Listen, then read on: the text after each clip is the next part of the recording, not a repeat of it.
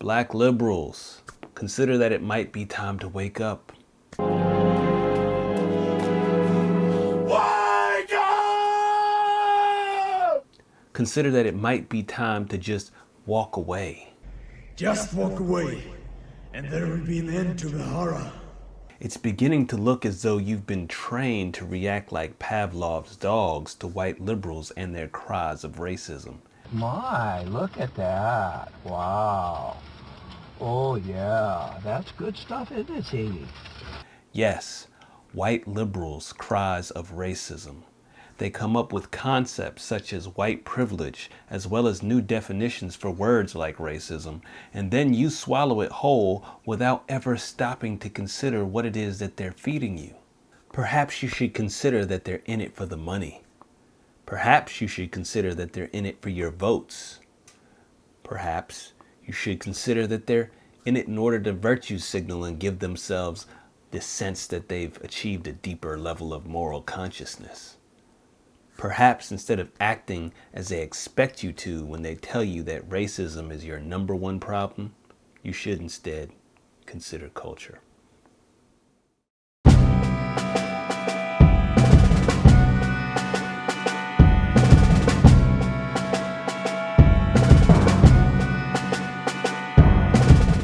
Ivan Pavlov, a Russian scientist from back in the day, accidentally discovered that his dogs, which were lab animals, had been trained to salivate when his lab assistant came into the lab.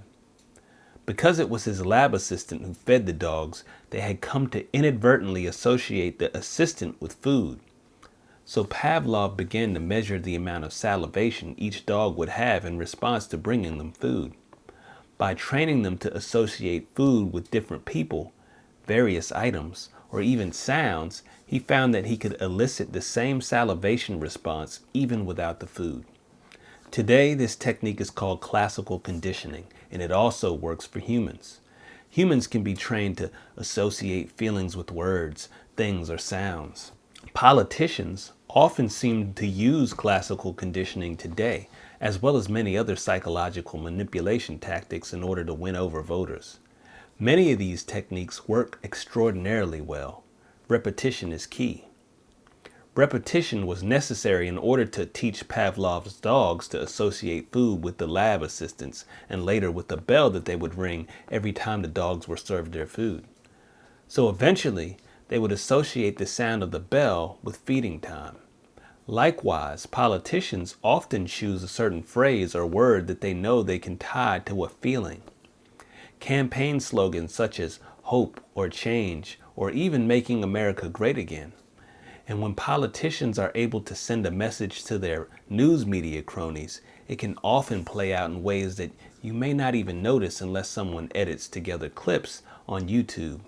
She made a determination with her doctor that she would power through this. She made a decision to just power through this. We've decided to power through sometimes, just power through this. Continue to power through. Yes, she tried to power through it. She decided to power through it. Well, you know, Brooke, she just wanted to power through. She just wanted to power through her schedule. So she wanted to just power through and keep doing it. I appreciate all of her desire to power through. To power through and get things done. She tried to power through it. It was Hillary Clinton's decision, essentially, to power through. The candidate who famously wants to power through these things. She's going to try and power through. We say when you get a cold, just power through. Power through. They thought she could power through. They thought she could power through it. They thought that she could power through it. Wants to power through things. That too, the powering through. Governor Jennifer Granholm said women just power through these things, and I get it. I try to power through all my illnesses. Hillary Clinton had a very busy day on Friday, and she powered through that day. Yet she powered through. Powering through illness is what women do every day. She continued powering through. I think about mothers powering through. I mean, she powered through that week. I'm going to power through. That was her way. Now that you've seen that and recognized the way that politicians and media can manipulate by repetition, these examples look more planned and obvious. But what about the not so obvious? What if, just like Pavlov recognized excessive salivation in his lab animals, today's liberal politicians and media have come to recognize that many blacks will have particular unquestioning reactions when stimulated by the idea of racism? Reactions that they can benefit from. And what if, since they recognize the benefits of these reactions, they have now begun to use them to their advantage? This would seem to be exactly what's happening. Race and racism has become an industry in politics, and you have the National Black Caucus, the non-governmental organization, the NAACP. There's a whole entire industry of diversity consultants that consult corporations when there's a race issue. You have civil rights attorneys, and of course, there's the media that's constantly pushing these race narratives by way of film. White power! Black power! Knights of the Ku Klux Klan. That's us, Stallworth Brothers. We're on a roll, baby. Music, television, and the news. Because such an industry exists, you'd be hard-pressed to find one of these industries trying to find a real solution to black problems, as doing so would put them out of business, or at the very least, lose them a sizable portion of their income. So instead, they seek out racism.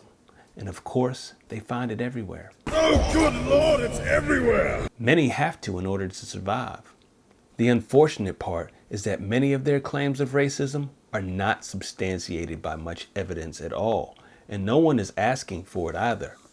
Those that do are quickly labeled as racist, bullied into an apology, banned outright, and or fired and ostracized from their community.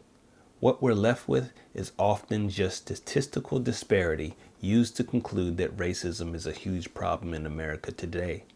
But just as I've stated in previous videos, you cannot prove racism with only statistical disparities. Of course, none of this matters to the race peddlers and politicians. During the 2016 elections, Hillary Clinton paid for the mothers of the movement to go on a speaking tour for her campaign. For those of you who don't know, the mothers of the movement are the mothers of Freddie Gray, Trayvon Martin, Michael Brown, Eric Garner, and Sandra Bland. While there is absolutely no hard evidence that racism played a part in any of the deaths of these individuals, other than them being black and their killers being white, the race industry does not care about those facts. These women were still used in order to drum up votes. What they knew was that these women would get a reaction, and an emotional one, that would hopefully result in getting blacks out to the polls. So many of our children are gone, but they are not forgotten. I am here with Hillary Clinton tonight.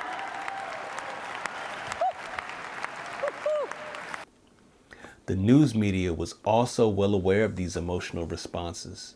They went out of their way to try and create more outrage, all while filming the outrage that was already spilling out onto the streets and selling it back to the American public.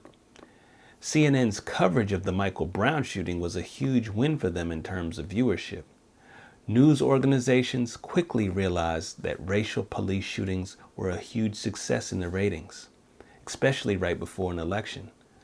Being that many of these media outlets supported the Democratic candidate, this was a double win for them. Where did the term white privilege come from? Certainly it must have been someone black who came up with the term, right? Wrong. The term white skin privilege was brought to the forefront by a Theodore W Allen, a white activist and member of the Communist Party who wrote about white skin privilege and something he called the invention of the white race in the 1960s and 1970s.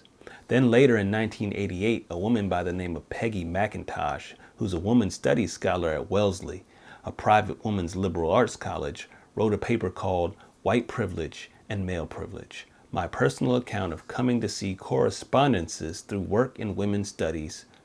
The article had 46 examples of white privilege. And recently, many folks have adopted a new definition to the word racism. The Webster's Dictionary no longer applies for these people. And where did they get this new definition for the word racism? You guessed it, white liberals. The definition of racism was redefined by a woman named Patricia Bidol Pavlov. Patricia Bidol Pavlov, or just Pat Bidol, first proposed the new definition in her book, Developing New Perspectives on Race, an innovative multimedia social studies curriculum in racism awareness for the secondary level. It's a ridiculously long title. Anyway, she came up with this new definition, and apparently many black people just love it. This one can be heard by folks such as Michael Eric Dyson and Mark Lamont Hill. You've explained in the past that black people can't be racist because they lack the institutional power necessary to deploy racism. Yeah. Explain that. I mean, you just did. Apparently not being able to be racist gives you some sort of moral superiority. It's a false sense of moral superiority that many blacks unfortunately seem to enjoy. So not only are white liberals telling blacks how to respond to assumed racism, they're also trying to tell us how we should respond to President Trump. It was white liberals who were the first to say that they would never sit down to meet with President Trump because in doing so it would look bad. So now when blacks decide to sit down and meet with Trump, they too are ridiculed.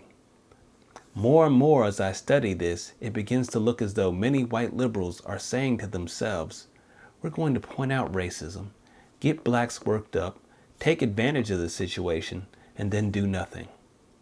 But what we need to recognize is that they benefit in multiple ways from doing these things that ultimately cause us more harm than good. We shouldn't take the bait.